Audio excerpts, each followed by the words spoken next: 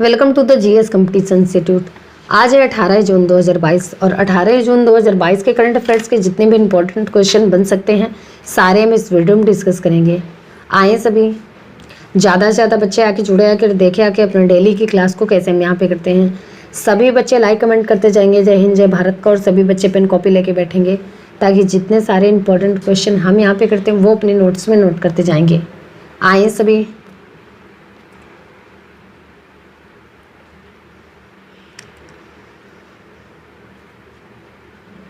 चलिए देखते हैं आज का मोटिवेशनल कोट क्या है।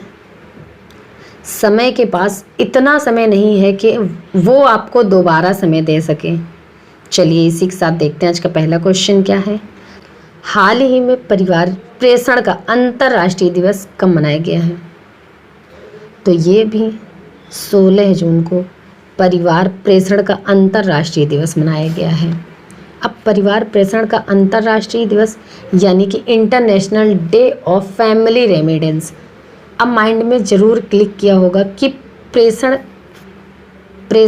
यानी कि रेमिडेंस क्या होता है। तो आपने देखा होगा कि बहुत सारे लोग विदेश में जाते हैं और जॉब करते हैं और वहाँ से पैसा कमाते हैं, और जो पैसा कमाते हैं वो अपने देश भेजते हैं, अपनी फैमिली को भेजते हैं। तो जो पैसा अपनी फैमिली को भेजते हैं तो उसी को प्रेषण या रेमिडेंस कहते हैं। अब ये परिवार प्रेषण का अंतर्राष्ट्रीय दिवस मनाया क्यों जाता है? तो ये दिन विदेश में रहने वाले प्रवासियों के प्रयासों को सम्मानित करने और अपने देश में परिवार के सदस्यों के जीवन को बेहतर बनाने में मदद के लिए मनाया जाता है। अच्छा, 16 जून को ही विश्व समुद्री कछुआ दिवस भी मनाया जाता है। तो ये दो इम्पोर्टेंट डे 16 जून को मनाया जाता है।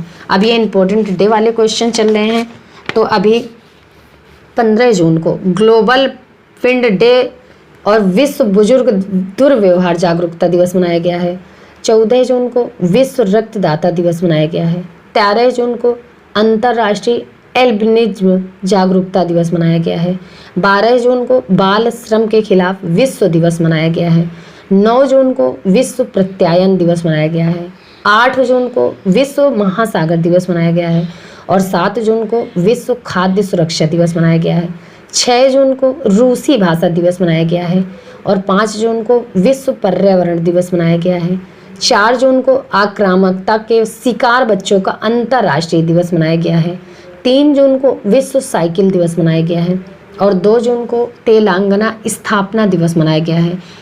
1 जून को वैश्विक मातृ पितृ दिवस यानी कि ग्लोबल पेरेंट्स डे मनाया गया है और 1 जून को ही वर्ल्ड मिल्क डे मनाया गया है। तो इतनी जानकारी आपको इस क्वेश्चन से मिलती है। तो इस क्वेश्चन का राइट आंसर हो जाएगा ए। अगला क्वेश्चन, हाल ही में किस राज्य के मुख्यमंत्री ने जल संरक्षण के लिए पायलट प्रोजेक्ट सुजल शुरू किया है? तो ये अभी हरियाणा के चीफ मिनिस्टर मनोहर लाल खट्टर ने जल संरक्षण के लिए पायलट प्रोजेक्ट सुजल शुरू किया है। पानी की आपूर्ति की निगरानी और क्षेत्र में इसके प्रभाव को नियंत्रित करने के लिए ये एक पायलट प्रोजेक्ट सुजल शुरू किया है। अब हरियाणा, तो ये है हरियाणा की कैपिटल है चंडीगढ़। हरियाणा के चीफ मिनिस्टर हैं मनोहर लाल खट्टर और हरियाणा की गवर्नर कौन है? बंडारू दत्तात्रेय। कौन है? बंडारू दत्तात्रेय। अच्छा, अभी खेलो इंडिया यूथ गेम्स 2021 हरियाणा के पंचकुला में हुआ था और सबसे ज़्यादा मेडल भी हरियाणा ने जीते थे। अब ये हरियाणा की बात है। तो अभी हॉकी इंडिया सब जूनियर महिला राष्ट्रीय चैंपियनशिप हरियाणा ने जीती है और हरियाणा सरकार ने ई अधिगम योजना शुरू किया है। हरियाणा सरकार ने मातृ शक्ति उद्यमिता योजना शुरू करने की घोषणा की है और भारत का पहला विश्व शक्ति केंद्र हरियाणा के गुरुग्राम में स्थापित किया जाएगा। हरियाणा के मुख्यमंत्री ने महिलाओं के लिए सुषमा स्वराज पुरस्कार की घोषणा की है। सूरज कुंड हस्तशिल्प मेला का आयोजन हरियाणा में किया जाएगा और हर हित योजना शुरू की हरियाणा ने, और हरियाणा में कालेश्वर नेशनल पार्क है और सुल्तान नेशनल पार्क है। खोली हरेतान वाइल्ड सेंचुरी ये हरियाणा में है। Bir Shikargarh wild sanctuary, Nahar wild sanctuary और चिलचिला वाइल्ड सेंचुरी खप्पर वास वाइल्ड सेंचुरी, ये हरियाणा के मुख्य वाइल्ड सेंचुरी है। तो इतनी जानकारी आपको हरियाणा से मिलती है। तो इस क्वेश्चन का राइट आंसर हो जाएगा सी। अगला क्वेश्चन, हाल ही में किस देश की सावा झील जल संकट से सूख गई है? तो ये भी सावा झील जल संकट से सूख गई है इराक की। इराक की सावा झील है और ये भी जल संकट से सूख गई है। इसे दक्षिण का मोती भी कहा जाता है। अब इराक, तो ये है इराक। इराक की कैपिटल है बगदाद। इराक की करेंसी है इराक की दीनार। और इराक के प्रेजेंट टाइम पे प्रेसिडेंट कौन है? बरहम साले। और इराक के प्रेजेंट टाइम पे प्राइम मिनिस्टर कौन है? मुस्तफ़ा अल कादिमी। कौन है? मुस्तफ़ा अल कादिमी। तो इस क्वेश्चन का राइट आंसर हो जाएगा बी। अगला क्वेश्चन, हाल ही में राष्ट्रीय ई सेवा वितरण मूल्यांकन में कौन शीर्ष पर रहा है? तो ये भी राष्ट्रीय ई सेवा वितरण मूल्यांकन में केरल टॉप पर रहा है। राष्ट्रीय e governance service delivery assessment report जारी की गई है और उसमें राष्ट्रीय ई सेवा वितरण मूल्यांकन में केरल टॉप पर रहा है। अब केरल टॉप पर रहा है तो ये है केरल। केरल की कैपिटल है तिरुवनंतपुरम। केरल के चीफ मिनिस्टर हैं पिनरई विजयन। और केरल के गवर्नर कौन है? आरिफ मोहम्मद खान।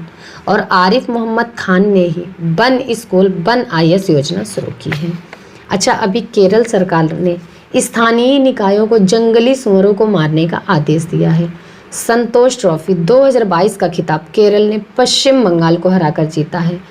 पहले केरल ओलंपिक खेल तिरुवनंतपुरम में शुरू हुआ है और कार्बन तटस्थ खेती के तरीकों को पेश करने वाला पहला राज्य बना है केरल। भारत का पहला ग्राफीन नवाचार केंद्र केरल में स्थापित किया जाएगा। और केरल में थयम त्यौहार मनाया जाता है, थ्रुसुरपुरम त्यौहार मनाया जाता है, मकर विलक्कू त्यौहार मनाया जाता है और ओणम त्यौहार भी केरल में मनाया जाता है। अच्छा, केरल में कौन कौन से नेशनल पार्क हैं? तो अनाईमुड़ी 16 नेशनल पार्क है, मतिकेट्टम 16 नेशनल पार्क है, पंबड़म 16 नेशनल पार्क है और साइलेंट वैली नेशनल पार्क है और एविकुलम नेशनल पार्क है और पेरियार नेशनल पार्क है। ये केरल के मुख्य नेशनल पार्क हैं। और केरल में शांत घाटी है, पेरियार वन्य जीव अभ्यारण्य है। अगर आपसे पूछ लिया जाए कि फूलों की घाटी कहाँ पे है तो आपका आंसर होगा उत्तराखंड में। तो इतनी जानकारी आपको केरल से मिलती है। तो इस क्वेश्चन का राइट आंसर हो जाएगा सी। अगला क्वेश्चन, हाल ही में किस देश ने 2028 में निरंतर बिजली प्राप्त करने हेतु अंतरिक्ष में एक सौर ऊर्जा संयंत्र शुरू करने की योजना का प्रस्ताव रखा है? तो ये भी चाइना ने 2028 में निरंतर बिजली प्राप्त करने हेतु अंतरिक्ष में एक सौर ऊर्जा संयंत्र शुरू करने की योजना का प्रस्ताव रखा है। अब चाइना, तो ये है चाइना। चाइना की कैपिटल है बीजिंग। चाइना की करेंसी है रेनबिनबी। और चाइना के प्रेजेंट टाइम पे प्रेसिडेंट कौन है? Xi Jinping. कौन है? Xi Jinping. अच्छा, अभी चाइना ने जोंगजिंग 6D उपग्रह को अंतरिक्ष में सफलतापूर्वक लॉन्च किया है और विश्व में सोने का सबसे बड़ा उपभोक्ता देश बना है चाइना। और इस बार जो बीजिंग ओलंपिक हुए थे, बीजिंग शीतकालीन ओलंपिक, इसमें नॉर्वे फर्स्ट पर रहा है, जर्मनी सेकंड पे था और चाइना थर्ड पे था। चीन के वैज्ञानिकों ने धरती पर ही कृत्रिम चंद्रमा बनाया है। और 2021 में भारत और चीन के बीच द्विपक्षीय व्यापार 125 अरब डॉलर के पार पहुंच गया है। और दुनिया में कागज की मुद्रा जारी करने वाला पहला देश बना है चाइना। तो इतनी जानकारी आपको चाइना से मिलती है। तो इस क्वेश्चन का राइट आंसर हो जाएगा बी। अगला क्वेश्चन, हाल ही में भारत ने कम दूरी की बैलिस्टिक मिसाइल पृथ्वी सेकंड का सफल परीक्षण कहाँ किया है? तो ये भी उड़ीसा के इंटीग्रेटेड टेस्टिंग रेंज में हुआ है। भारत में कम दूरी की बैलिस्टिक मिसाइल पृथ्वी सेकंड का सफल परीक्षण हुआ है। और ये जो पृथ्वी सेकंड मिसाइल है ये 500 किलोग्राम से 1000 किलोग्राम तक आयुध ले जा सकती है और इसे DRDO ने डेवलप किया है। अब DRDO यानी कि defence research and development organisation, इसकी स्थापना कब हुई है? तो ये 1958 में। इसका हेडक्वार्टर कहाँ पे है? न्यू दिल्ली में। और DRDO के चेयरमैन कौन है? जी सतीश रेड्डी। कौन है? जी सतीश रेड्डी। अच्छा, अब उड़ीसा, तो उड़ीसा की कैपिटल है भुवनेश्वर। उड़ीसा के चीफ मिनिस्टर हैं नवीन पटनायक और उड़ीसा की गवर्नर कौन है? गणेशी लाल। अच्छा, अभी उड़ीसा के मुख्यमंत्री ने भुवनेश्वर में साइबर सुरक्षा केंद्र का उद्घाटन किया है और कोयला मंत्रालय द्वारा राष्ट्रीय खनिज कांग्रेस 2022 का आयोजन भुवनेश्वर में किया गया है। और उड़ीसा राज्य सरकार ने महंगाई भत्ते में 3% की वृद्धि की है। उड़ीसा में है व्हीलर द्वीप और व्हीलर द्वीप का नाम बदलकर APJ अब्दुल कलाम द्वीप रखा गया है। और उड़ीसा दिवस या उत्कर्ष दिवस कब मनाया जाता है? तो 1 अप्रैल को मनाया जाता है। भारत का पहला skill India international centre Orissa के भुवनेश्वर में स्थापित किया जाएगा। और उड़ीसा के मुख्यमंत्री ने 2023 पुरुष हॉकी विश्व कप के लोगों का अनावरण किया है। उड़ीसा में है Sonabeda wild sanctuary, Kothagarh wild sanctuary, नलवल वेल्डन सेंचुरी और गहिर मठ वेल्डन सेंचुरी। और चिल्का लेक भी है। चिल्का लेक भारत की सबसे लंबी खारे पानी की लेक है। और वाईसी पल्ली वेल्डन सेंचुरी है, देवरीगढ़ वेल्डन सेंचुरी है। और उड़ीसा के 2 गांव को यूनेस्को ने सुनामी रेडी डिक्लेयर किया है। और ये 2 नाम है कौन कौन से? तो ये 2 नाम हैं वेंकट रायपुर और नूलिया स्याही। और उड़ीसा में लिंगराज टेम्पल है, कोणार्क टेम्पल है और जगन्नाथ टेम्पल है। ये उड़ीसा के मुख्य टेम्पल हैं। और उड़ीसा में रूसी कुलिया बीच है, गोल्डन बीच है। तो इतनी जानकारी आपको उड़ीसा से मिलती है। तो इस क्वेश्चन का राइट आंसर हो जाएगा ए। अगला क्वेश्चन, हाल ही में किस देश में 2 वर्ष बाद सांगरी वार्ता का आयोजन किया जाएगा? तो ये भी सिंगापुर में। सिंगापुर में 2 वर्ष बाद सांगरी वार्ता का आयोजन किया जाएगा। अब सिंगापुर, तो ये है सिंगापुर। सिंगापुर की कैपिटल है सिंगापुर सिटी। सिंगापुर की करेंसी है सिंगापुरियन डॉलर। और सिंगापुर के प्रेजेंट टाइम पे प्रेसिडेंट कौन है? हलीमा याकूब। कौन है? हलीमा याकूब। तो इस क्वेश्चन का राइट आंसर हो जाएगा सी। अगला क्वेश्चन, हाल ही में गोपी चंद्र नारंग का निधन हुआ है, वे कौन थे? तो ये एक प्रख्यात भाषाविद थे, गोपी चंद्र नारंग। ये एक प्रख्यात भाषाविद थे और अभी इनका निधन हुआ है। तो इस क्वेश्चन का राइट आंसर हो जाएगा बी। अगला क्वेश्चन, हाल ही में भारत, इजराइल, UAE और किस देश ने नया I2U2 समूह बनाया है? तो ये भी भारत, इजराइल, UAE और अमेरिका ने I2U2 समूह बनाया है। I2 यानी कि इंडिया और इजराइल, U2 यानी कि UAE और US। तो ये एक नया समूह क्यों बनाया गया है? तो इसका गठन पूरी दुनिया में अमेरिका गठबंधनों को पुनर्जीवित करने के लिए अमेरिका के हिस्से के रूप में किया गया है। तो इस क्वेश्चन का राइट आंसर हो जाएगा ए। अगला क्वेश्चन, हाल ही में स्टील स्लैग से बनी भारत की पहली सड़क का उद्घाटन कहाँ हुआ है? तो ये भी स्टील स्लैग यानी कि इस्पात का औद्योगिक पेस्ट, इससे बनी भारत की पहली सड़क का उद्घाटन सूरत में हुआ है। सूरत में हुआ है। हमारे प्रेजेंट टाइम पे केंद्रीय इस्पात मंत्री हैं रामचंद्र प्रसाद। इन्हीं के द्वारा औद्योगिक अपशिष्ट से बनी भारत की पहली सड़क का उद्घाटन सूरत में हुआ है। तो इस क्वेश्चन का राइट आंसर हो जाएगा बी। अगला क्वेश्चन, हाल ही में किस राज्य सरकार ने ITI के अपग्रेड के लिए टाटा टेक्नोलॉजीज के साथ समझौता किया है? तो ये भी तमिलनाडु सरकार ने ITI के अपग्रेड के लिए टाटा टेक्नोलॉजीज के साथ समझौता किया है। अब तमिलनाडु, तो ये है तमिलनाडु। तमिलनाडु की कैपिटल है चेन्नई। तमिलनाडु के चीफ मिनिस्टर हैं MK स्टालिन और तमिलनाडु की गवर्नर कौन है? RN रवि। कौन है? RN रवि। अच्छा, अभी खाद्य सुरक्षा सूचकांक में तमिलनाडु टॉप कर रहा है और तमिलनाडु राज्य सरकार ने 18 दिसंबर को अल्पसंख्यक अधिकार दिवस मनाने की घोषणा की है और तमिलनाडु सरकार ने 14 अप्रैल को समानता दिवस मनाने की घोषणा की है।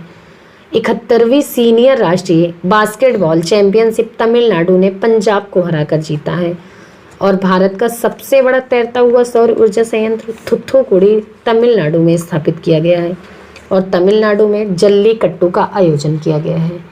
सत्यमंगलम टाइगर रिजर्व, ये इम्पोर्टेंट है। सत्यमंगलम टाइगर रिजर्व ये तमिलनाडु में है और इसको अभी TX2 पुरस्कार मिला है। अब TX2 पुरस्कार क्यों मिला है? तो यहाँ पर टाइगर्स की आबादी 2 गुनी हो गई है, इसीलिए सत्यमंगलम टाइगर रिजर्व को TX2 का पुरस्कार मिला है। और तमिलनाडु में आदिपुरम त्यौहार मनाया जाता है। पूरे देश में मछली के उत्पादन में तमिलनाडु टॉप पर रहा है और तमिलनाडु ने तमिल थाई वस्तु को अपना राजकीय गीत घोषित किया है। तो इतनी जानकारी आपको तमिलनाडु से मिलती है। तो इस क्वेश्चन का राइट आंसर हो जाएगा सी। अगला क्वेश्चन, हाल ही में कौन सा हवाई अड्डा हाइब्रिड बिजली परियोजना शुरू करने वाला पहला हवाई अड्डा बना है?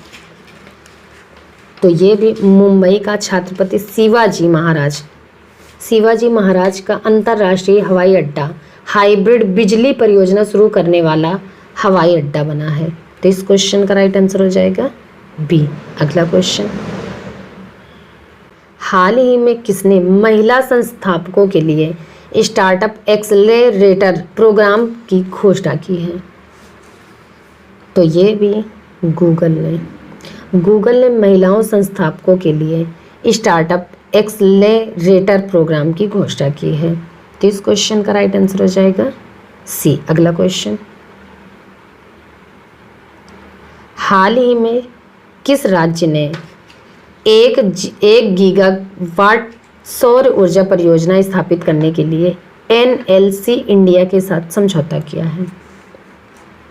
तो ये भी असम ने 1 गीगावाट सौर ऊर्जा परियोजना स्थापित करने के लिए NLC इंडिया के साथ समझौता किया है। अब NLC इंडिया या इसकी स्थापना कब हुई? तो 1956 में। इसका हेडक्वार्टर कहाँ पे है? चेन्नई में। अब असम, तो ये है असम की कैपिटल है दिसपुर। असम के चीफ मिनिस्टर हैं हिमंता बिस्वा शर्मा और असम की गवर्नर कौन है? जगदीश मुखी। कौन है? जगदीश मुखी।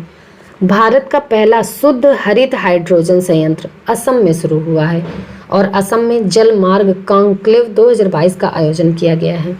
असम के दीमा हसौ जिले में महापाषाण काल के पत्थर के घड़े मिले हैं और असमिया कवि हैं नीलमणि फुकन को 56वें ज्ञानपीठ पुरस्कार से अभी सम्मानित किया गया है। असम में काजीरंगा नेशनल पार्क है। भारत का इकलौता ऐसा नेशनल पार्क है जो सैटेलाइट फ़ोन से कनेक्ट हो चुका है और ये किसके लिए फेमस है? एक सींग वाले गैंडे के लिए फेमस है।